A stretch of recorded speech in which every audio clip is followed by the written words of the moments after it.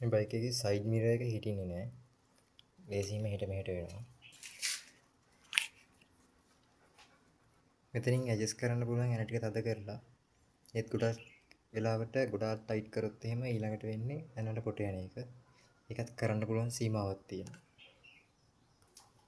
සීමාව ඉක්මවන්නේ නැතුව එනේ කඩා ගන්න නැතුව වැඩේ හරි විදියට කරන විදියක් තමයි මම කියන්නේ. පළවෙනියට මේ යන තුන ගලවගමු.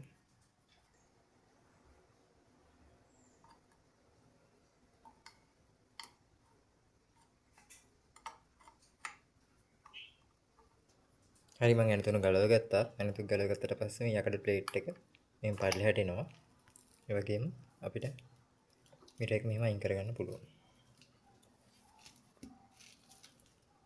මෙතන මේ වගේ බෝලයක් තියෙන්නේ.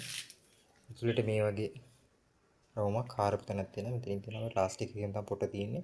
ඒක ගොඩ ටයිට් කරත් හරිම ලීසියෙන් මේකේ පොට යනවා. දැන් අපි කරන්න ඕනේ කඩෙන් ගන්න ඕනේ මේ වගේ රබර් වොෂර් එකක්. කඩවල වල තියෙනවා. පොඩි වොෂර් සයිස් එකකින් මේ වගේ වොෂර් එකක් ගත්තා. මේ වොෂර් එක දාන්න ඕනේ මේකේ රවුම ඇතුළට.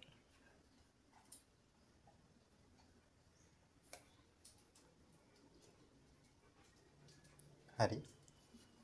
දැන් තියෙන්නේ මේක හයි කරන්න. හරි. දැන් අපිට තියෙන්නේ යකඩ ප්ලේට් එක දාලා මේ යන තුන දාලා මේක හයි කරගන්න. අන්තිමට රබර් කවර් එකත් හයි කරගන්න. නෝ හෙල්ලුම්. පොල් මැල්ලුම්. අපිට අවශ්‍ය විදිහට දැන් ග්ලාස් එක ඇඩ්ජස්ට් කරලා තියාගන්න පුළුවන්.